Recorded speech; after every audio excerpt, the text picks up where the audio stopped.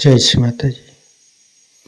परम पूज्य श्री माता जी कृपा करके सारे विश्व की सभी संतों को परम चैतन्य प्रदान कीजिए। परम पूज्य श्री माता जी आज सारे विश्व की सभी संत एकत्रित हुई है। कृपा करके सभी को ध्यान का सिद्धि प्रदान कीजिए। परम पूज्य श्री माता जी आपके श्री चरण कमल पर कोटि कोटि नमन। कुंडली उठा के बंधन लेंगे।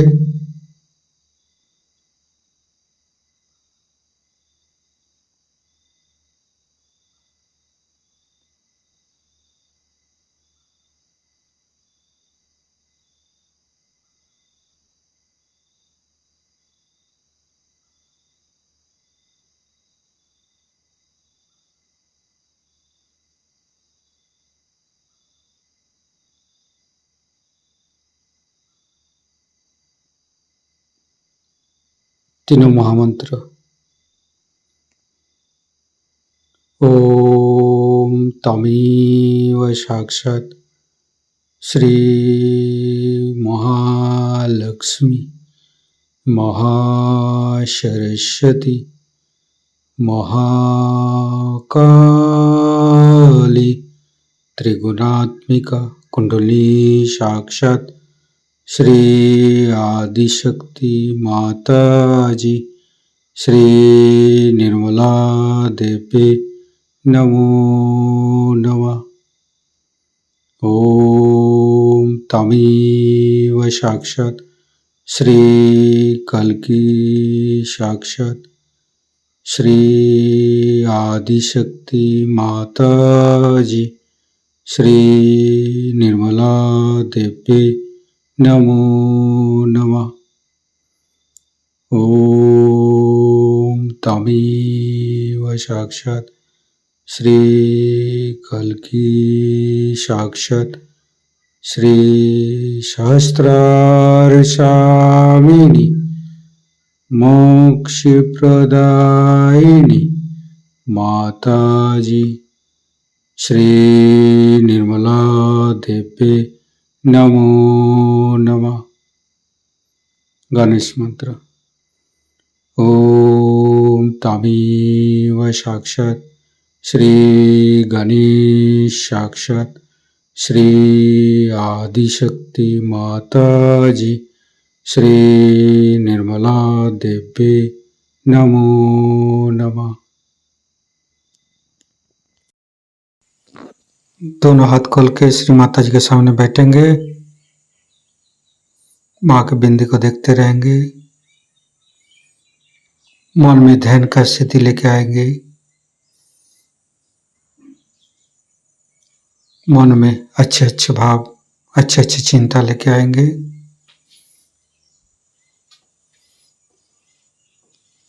परम पूज्य श्री माता जी ये हृदय ये हमारी सांसें ये रोम रोम आप ही का तो दिया हुआ माँ। कृपा करके आप हमारे हृदय पर आइए और हमारे हृदय में माँ जगदम्बे के रूप में समस्त बाधाएं को समस्त रोगों को दूर कीजिए माँ। हे आदिशक्ति माँ कृपा करके हमारे हृदय को सच कीजिए। सच हृदय कमलासन पर श्री चरण को स्थापित कीजिए माँ। संपूर्ण चित्त अपना हृदय पर परम पूज्य श्री माता जी को देखते रहेंगे। हृदय के अंदर परम पूज्य श्री माता जी आपकी पूजा हमारे हृदय पर होने दीजिए माँ। हे आदिशक्ति माँ हम अज्ञानी हैं। हमारी अज्ञानता के बस में यदि आपकी शान के खिलाफ कोई गलती हुआ हो कृपा करके आप मुझे क्षमा कर दीजिए माँ। हे आदिशक्ति माँ, हमारे हृदय पर आइए। फिर धीरे धीरे चित्त को हम मूलाधार चक्र पर ले जाएंगे। लेफ्ट मूलाधार, राइट मूलाधार, मध्य मूलाधार देखते रहेंगे। हे भगवान, हे आदिशक्ति माँ, आप ही तो प्रभु गणेश है। कृपा करके हमारे शरीर की तीनों नाड़ी, सातों चक्र के अंदर समस्त दोषों को, समस्त रोगों को, समस्त बाधाओं को दूर कीजिए माँ। हे परमपिता परमेश्वर, हम कभी अतीत में चला जाते, कभी भविष्य में चला जाते, हमें मध्य में स्थापित कीजिए, हमें वर्तमान में स्थापित कीजिए माँ। संपूर्ण चित्त शरीर के मध्य भाग पर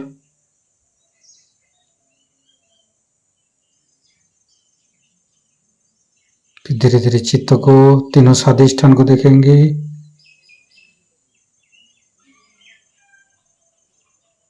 तीनों नाभि, लेफ्ट, राइट, मध्य।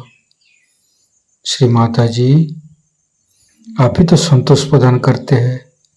कृपा करके हमें संतोष प्रदान कीजिए, हमें उदार बनाइए।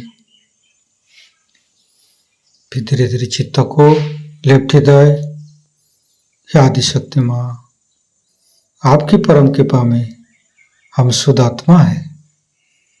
कृपा करके हमारी आत्मा को परमात्मा के साथ जोड़िए माँ। हे आदिशक्ति माँ, आप ही तो शिव पार्वती है। कृपा करके हमारे बाएं हृदय पर आइए और हमारी आत्मा को परमात्मा के साथ जोड़िए। धीरे धीरे चित्त को राइट हृदय, परम पूज्य श्री माता जी, आप ही तो सीताराम जी है। कृपा करके हमारे राइट हृदय पर आइए और हमें मर्यादा प्रदान कीजिए, हमें मर्यादित बनाइए। श्री सीताराम बार बार करेंगे। श्री सीताराम, श्री सीताराम, श्री सीताराम, श्री सीताराम, श्री सीताराम, श्री सीताराम, श्री सीताराम, श्री सीताराम, श्री सीताराम, श्री सीताराम, श्री सीताराम, श्री सीताराम। साक्षात श्री आदिशक्ति माता जी, श्री निर्मला देवी नमो नमः। धीरे धीरे चित्त को मध्य हृदय, परम पूज्य श्री माता जी, कृपा करके हमारे मध्य हृदय पर आइए और हमें साहसी बनाइए। फिर संपूर्ण चित्त, तीनों विशुद्धि, लेफ्ट विशुद्धि, राइट विशुद्धि,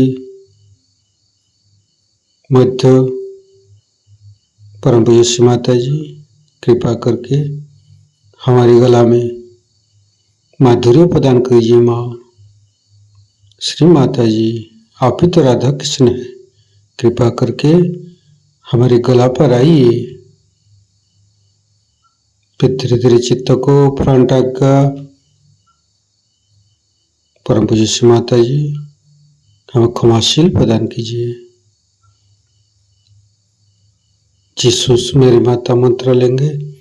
ओम तमेव साक्षात श्री जीसस मेरी माता साक्षात श्री आदिशक्ति माता जी, श्री निर्मला देवी नमो नमः। फिर बैक आज्ञा,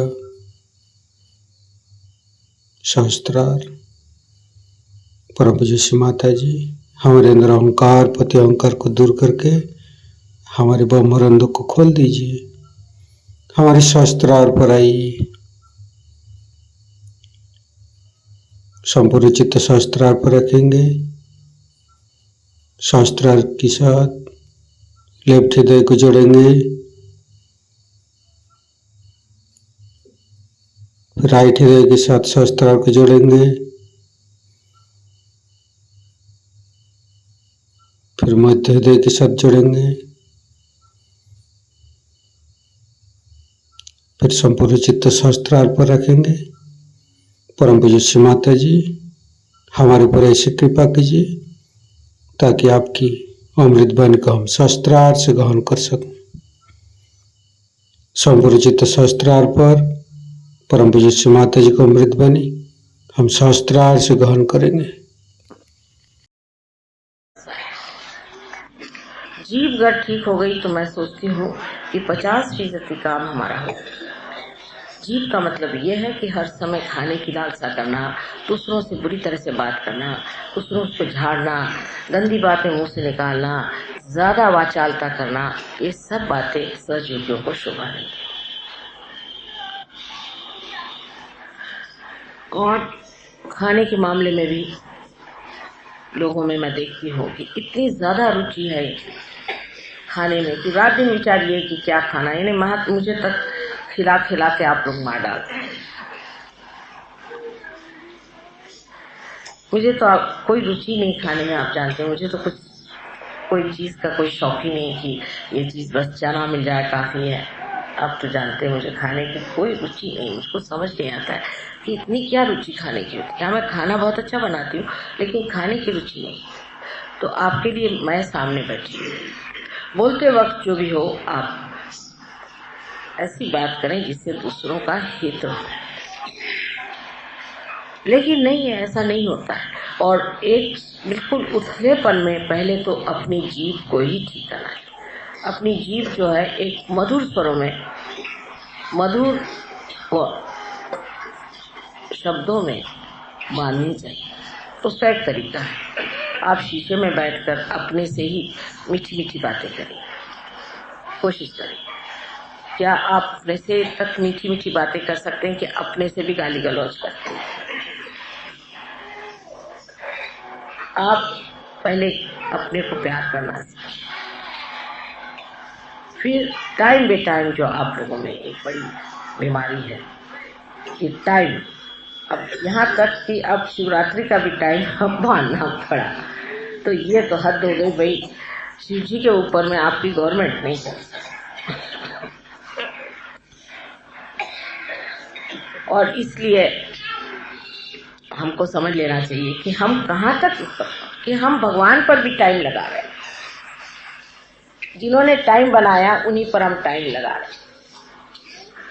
और सारा टाइम बचा के करते क्या है यही मुझे समझ नहीं आता। आप कितनी देर ध्यान करते हैं, कितनी देर आप प्रगति करते हैं।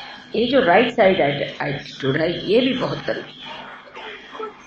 इससे भी आदमी इतना एग्रेसिव हो जाता है कि उसको ये भी नहीं अंदाज रहता कि हम साक्षात परमात्मा से ही झगड़ा लिए।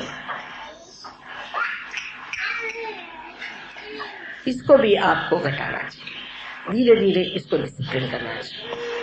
इससे आप अनेक काम कर ले, अनेक काम आपके हाथ से हो जाएंगे। और अगर आप टाइम की पाबंदी रखेंगे तो होगा ही नहीं, कभी नहीं हो सकता। और खासकर इस देश में तो बिल्कुल ही नहीं होता। और जिन देशों में इतना टाइम बांधा था वो सिर्फ युद्ध के लिए, कि वो युद्ध में आ रहे हैं, अगर 11 बजे तो हम 10:30 बजे जाकर उनको कत्ल करते। सहयोग में कोई युद्ध नहीं है तो प्रेम की बात है। प्रेम में टाइम किसको याद रहता है? आपको पता नहीं, पहले शिवरात्रि की पूजा करीबन कुछ नहीं तो 8-8 घंटे होती थी। तो कभी कभी हम 9 घंटे एक जगह बैठे, 9 घंटे एक बार भी उठे नहीं, ऐसा भी रिकॉर्ड आपके दिल्ली में है। 9 घंटे कंटिन्यूस।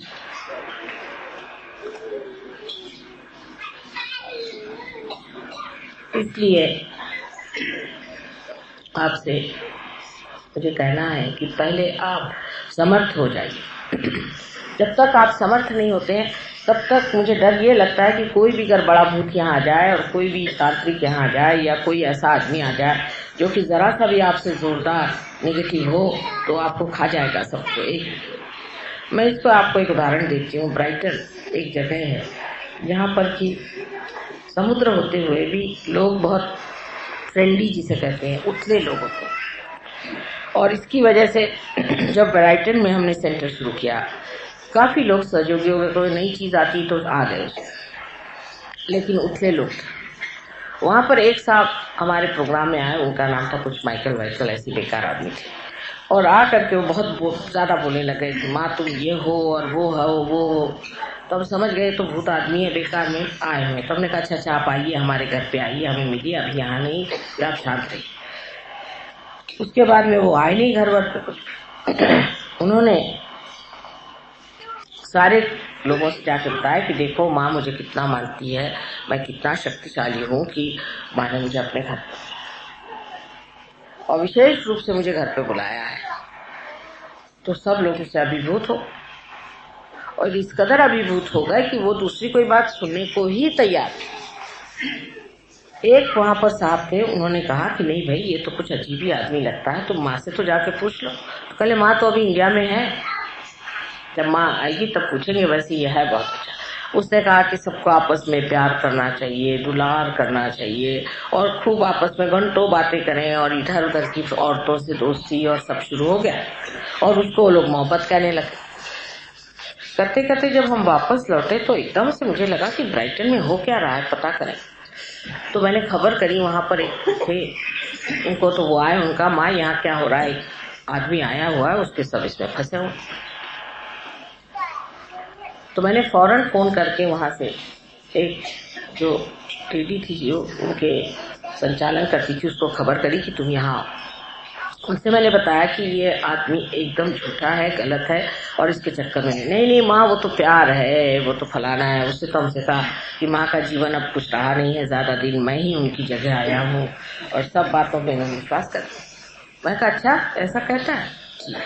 मैंने कहा बिल्कुल आप इसे छोड़ दीजिए, इसकी कोई जरूरत, अब तो मैं जीवित हूँ आपके सामने, आप मेहरबानी से इसे छोड़ दीजिए और इसको आप पूरी तरह से कह दीजिए कि आप चले जाए। लेकिन वो चक्कर ऐसा चल पड़ा कि उसको छोड़ ना पाए। वो वापस गई तो भी वही चक्कर चलता पड़ा। अंत में फिर तुम तो जानते हो तुम्हारी माँ योग माया है, हमने अपना चक्कर चलाया तो वो एक रात एक औरत को लेकर उन लोगों का सबका सामान उठा करके भाग गया। तब इनकी खोपड़ी थी। पर अब भी वो जो औरत थी जो उसने सारा ऑर्गेनाइज किया था, इतना महत्व किया था, अब भी वो सहयोग में जम नहीं पाई। अब भी अब सहयोग से निकल ही गई। हमने कहा तुम आया ना। तो अगर आप कमजोर हो जाएंगे तो सारे के सारे गिल पकड़ में आ जाएंगे और आपकी जब तक संवेदना बढ़ेगी नहीं तब तक कैसे होगा। और दिल्ली वालों की संवेदना बड़ी कमजोर है, सबसे कमजोर, सारे सहयोगियों में सबसे कमजोर दिल्ली वालों की संवेदना। उनको कुछ महसूस नहीं हो रहा, वो कुछ जान ही नहीं पाते कि कौन आदमी अच्छा है बुरा है, किसके वाइब्रेशंस ही नहीं जानते। और कोई भी ऐसा आदमी आ जाए तो उसके चक्कर में आ जाते हैं और गलत धारणा को ही मान करके उसके चक्कर में आकर के अगर कोई यहाँ पक्का तांत्रिक आ जाए तो आपको तो बेवकूफ बना ले जाए। इसलिए अपनी जो है सत्ता बनानी पड़ेगी, अपनी संपदा बनानी पड़ेगी। इतना ही नहीं, अपनी अवस्था अपनी ही जमानी पड़ेगी, नहीं तो काम नहीं होना। इस चीज पर मैं आपसे इतना ही कहूंगी कि हमसे जितनी मेहनत बनी हमने कर दी है और अब आपके लिए उचित है कि आप इससे आगे की जो मेहनत है वो करें। अगर आपने अपनी मेहनत नहीं की तो हम आपका सहारा कहाँ पर दे सकते। मुझे कभी कभी बड़ा डर लगता है कि एक साधारण सा मनुष्य जो कि शूद्र सा है, जो कि एकदम से आप समझ सकते हैं कि एकदम शूद्र है, उसी को खोपड़ी बिठा लेते हैं और फिर मुझसे आर्ग्यू भी करते हैं कि नहीं ये आदमी ठीक है। ये कितनी दुखदायी बात है। मुझे आश्चर्य भी होता है और दुख भी लगता है कि कब ये लोग अपनी संवेदना को बढ़ाएं। तो आज इस विशेष दिन पर हमें अपने शिव जी को साक्षी रख के कहना है कि हम अपने अंदर इस शक्ति को पूरी तरह से ऐसे संभालेंगे कि हम शक्तिशाली। रोज ध्यान करेंगे, रोज मेहनत करेंगे।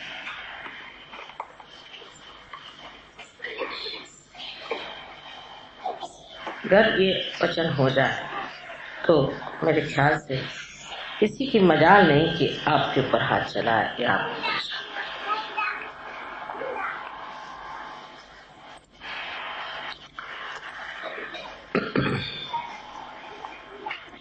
हमारे अंदर जो दोष है वो कोई इतने बड़े नहीं, लेकिन सबसे बड़ा हमारे अंदर जो दोष है वो है इच्छा।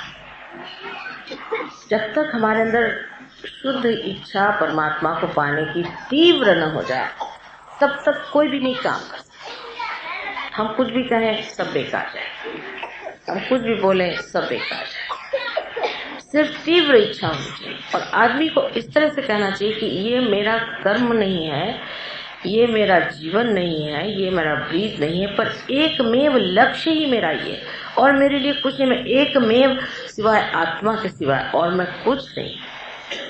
ऐसा अपने अंदर आप लोग विचार बांध। मैं जहाँ तक समझा सकती हूँ मैंने आपको समझाया। आशा है आप लोग इसको समझने की पूरी कोशिश।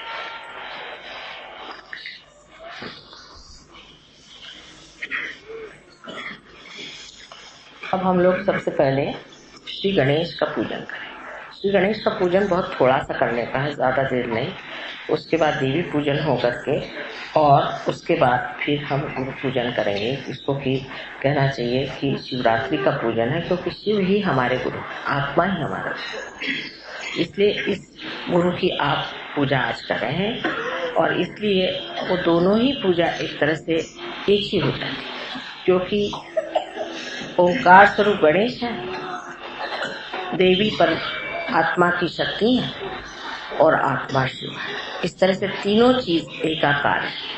आज का दिन बहुत ही शुभ है। आशा है शुभ मुहूर्त पे शुरू हुआ है और आपके अंदर ही सब कुछ शुभ करेगा।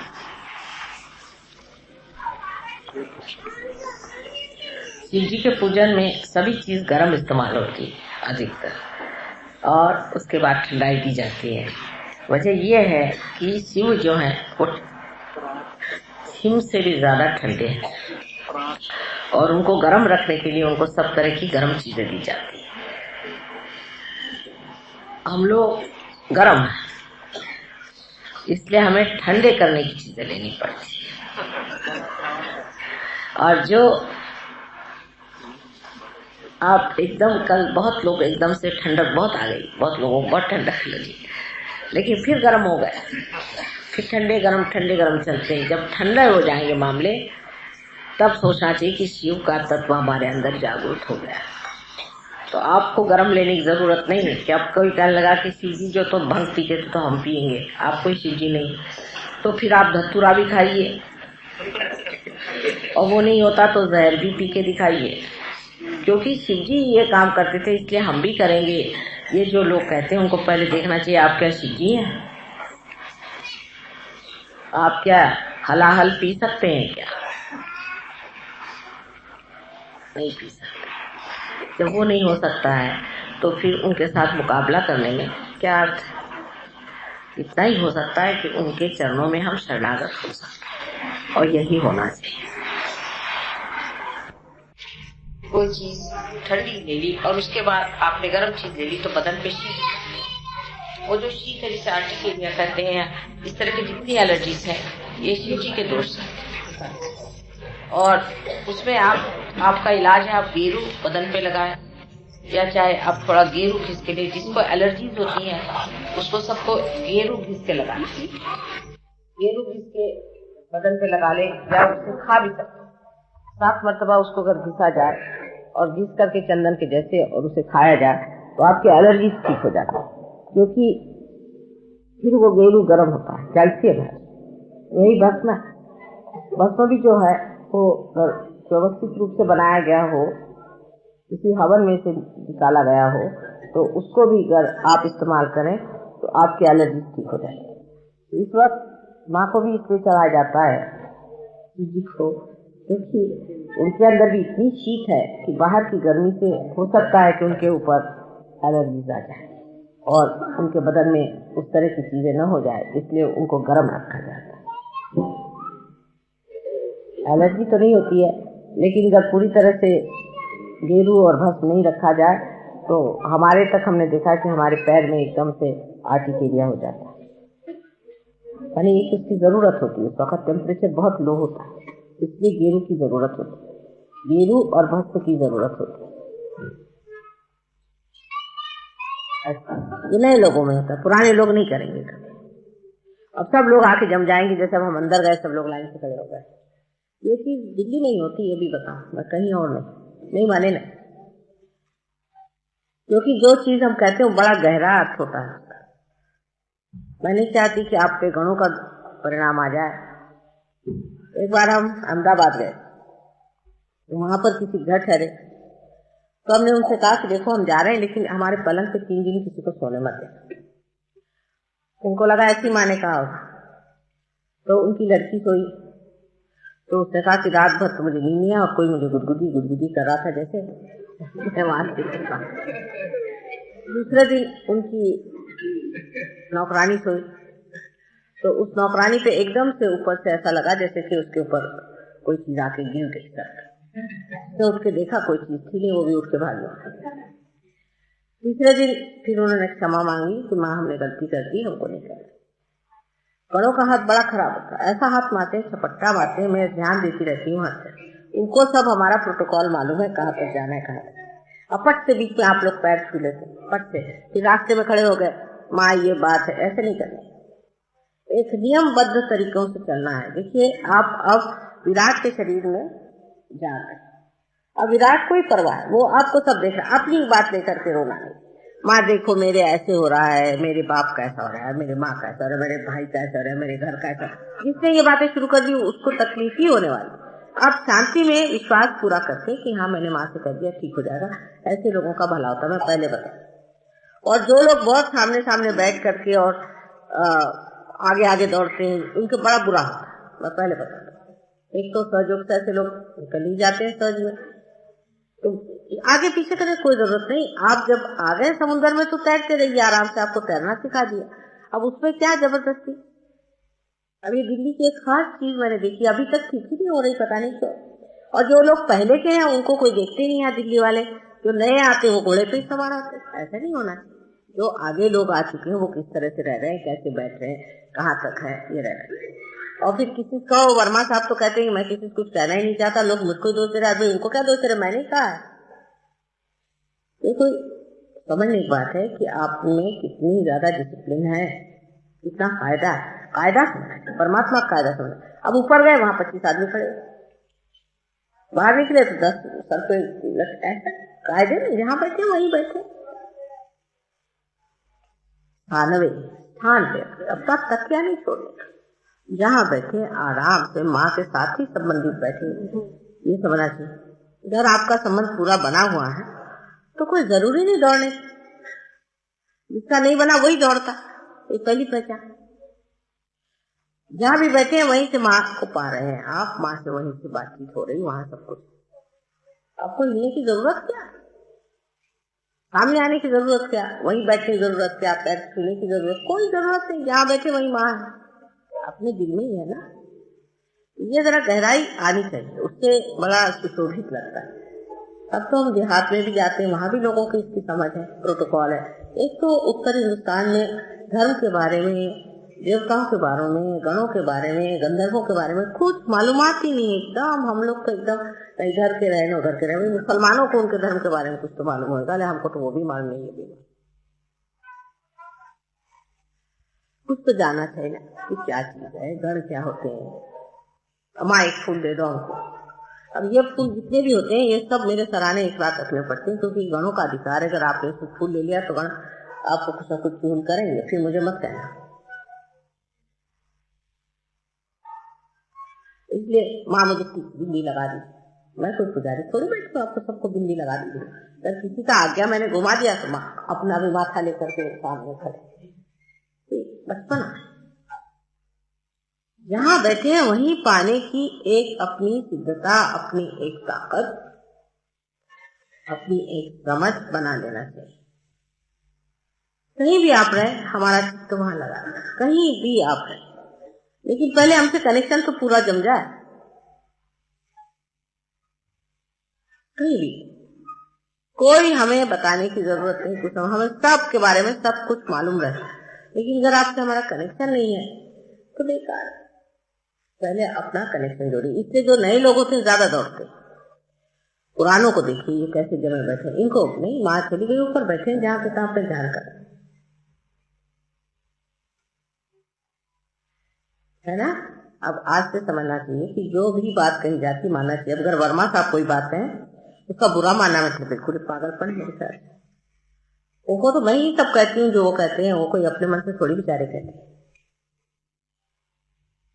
तो फिर कहेंगे कि वहाँ कोई प्रेम ही नहीं। आप आते साथ आपको सर पे बिठा लीजिए, यहाँ कोई वोटिंग थोड़ी होने वाला है कि आपकी कोई चापलूसी करेगा, आइए जी बैठिए, ये कुर्सी पे बैठिए, आपके लिए तखत लगाते, तो नहीं होगा। आप अगर कायदे से नहीं रहेंगे तो बताया जाएगा। यहाँ कोई बड़ा छोटा नहीं देखा जाता, कायदे से रहना और न रहना ये चीज है। कौन कायदे से है, कोई कायदे से नहीं है, वो बताया जाता है ये कायदा। तो फिर अगर परमात्मा के साम्राज्य में आए तो वहां का कायदा भी समझना चाहिए। और सबसे ज्यादा उसी जगह मदद होती जहाँ लोग नम्रता पूर्वक सर्व स्वीकार करते। अगर आप शक्ति को स्वीकार ही नहीं करेगा तो शक्ति कार्य कैसे करेगी? सीधा है। यहाँ पर बहुत से लोग ऐसे हैं जो पुराने हैं, जो जानते हैं तो जो क्या है, आप उसको प्यार से समझिए बात क्या है। जैसे एक नवीन अनुभव आया है, इस पर अगर जमना है उस नवीनता को अपने ही मन से। बहुत से लोग चलते हैं, उन्होंने कहा कि अपने ही मन से कोई साहब भाषण देने खड़े हुए, अपने ही मन से ऐसे नहीं करते। ये कि जो अब वर्मा साहब है, समझ लीजिए, अगर हम उन्हें यहाँ का लीडर मानते हैं, अब समझ लीजिए, तो हम सबसे संबंध नहीं कर सकते ना। हम तो सिर्फ वर्मा साहब से कर सकते हैं, या कोई भी जो आदमी होगा उस एक ही से तो कर सकते हैं। अब उसी को हर बार परेशान करना ये कोई सहयोग नहीं। सहयोग में लीडर को बिल्कुल नहीं चैलेंज किया जाता, और जो करते हैं वो गिर जाते, क्योंकि हम लीडर को जानते हैं ये कितने गहरे पानी। हम हमारा उनसे संबंध है, हम जानते हैं। अब हर आदमी यहाँ लीडर होने वाला नहीं है सर। जो लीडर का मतलब ये नहीं कि कोई ऊंचे हो गए या कुछ, पर वो जानकार है, उनका हमारे से संबंध बना हुआ है।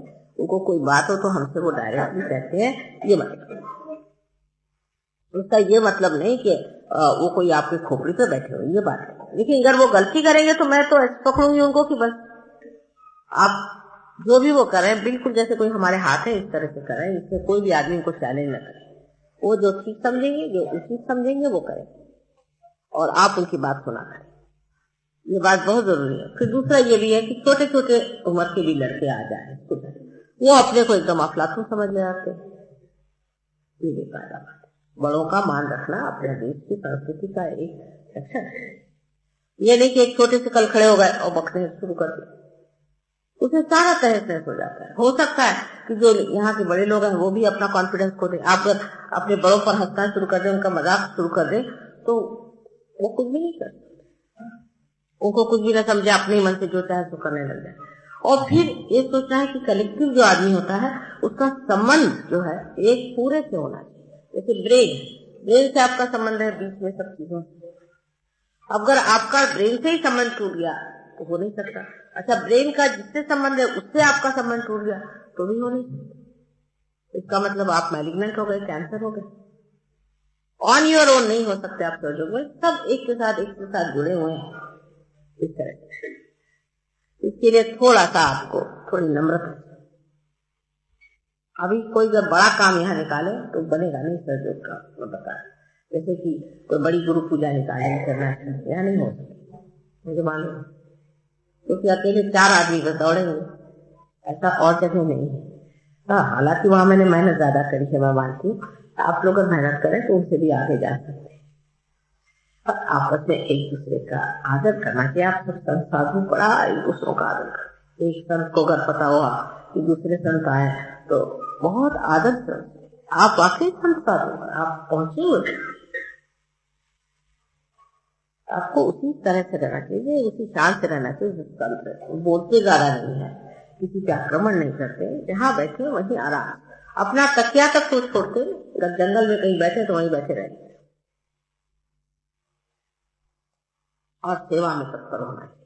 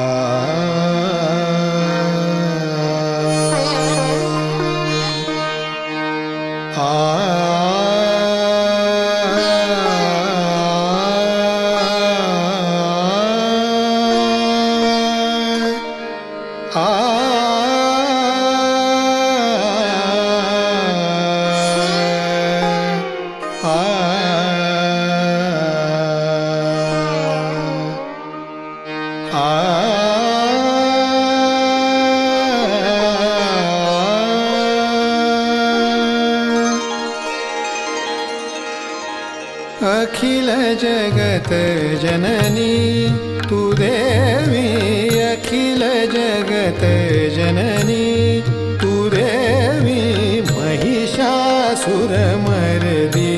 भवतारिणी महिषासुरमर्दिनी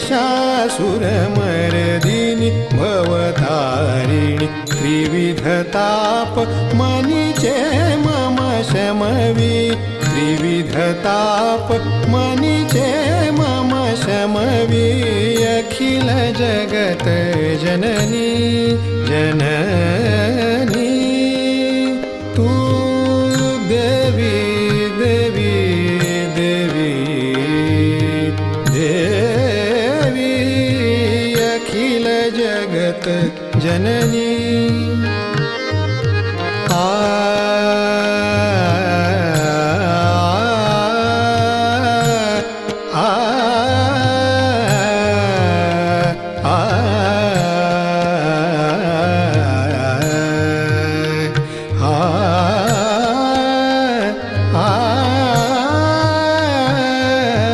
अखिल जगत जननी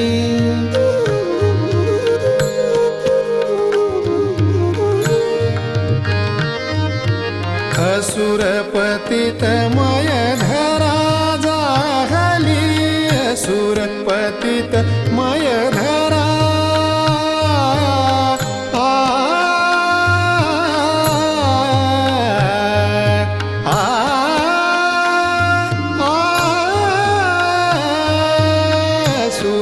असुरपतितमय धरा जाहली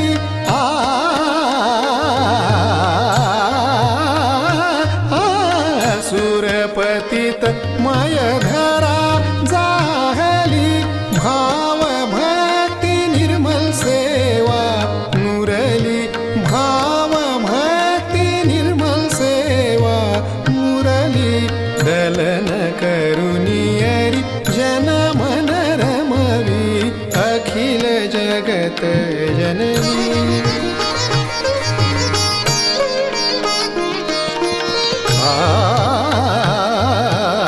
अखिल जगत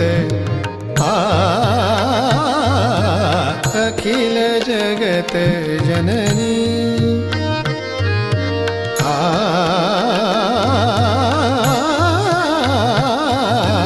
अखिल जगत जननी तू देवी अखिल जगत जननी अखिल जगत जननी अखिल जगत जननी तू देवी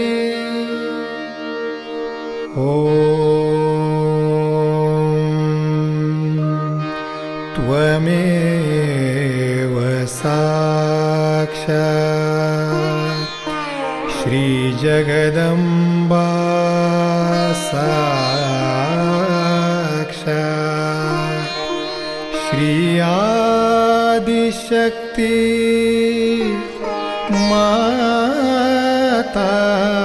माताजी श्री निर्मला देवे नमो नमः नमो नमः नमो नमः